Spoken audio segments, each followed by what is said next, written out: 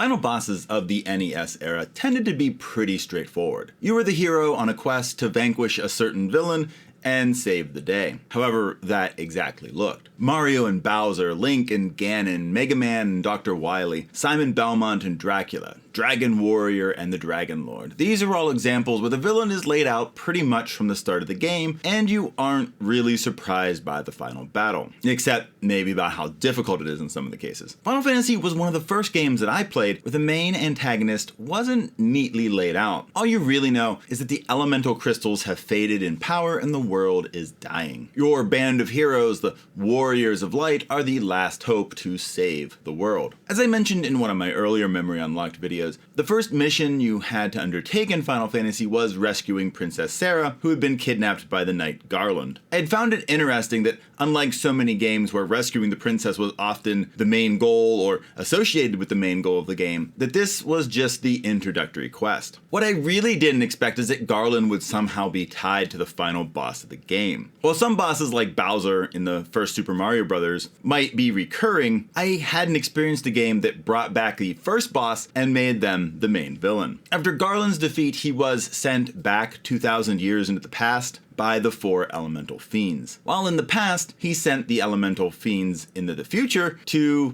be able to send him back then, and it created this time loop. Now, this doesn't really make a whole lot of sense, but I find that time travel plots rarely do. Despite the somewhat disappointing use of time travel here, the reappearance of Garland as the final boss was completely unexpected for me. Of course, he's not the same Garland you bested at the start of your journey. He absorbs the power of the elemental fiends and becomes Chaos, the final boss of the game. I know that younger me didn't really understand the whole time travel plotline and everything, but it did stick with me that the first boss of the game came back hours and hours later and managed to be the final boss of the game. It was kind of mind-blowing. Adult me doesn't love the whole time travel plot that's kind of pulled from nowhere, but I still find the idea of a first boss returning as a final boss to be a really interesting idea. It's not a convention you see too much, even today. I'm sure it's been used, but I can't really think of any game off the top of my head that uses it. This makes this moment a memorable one in my books, and a storytelling device that I'm surprised isn't used more often.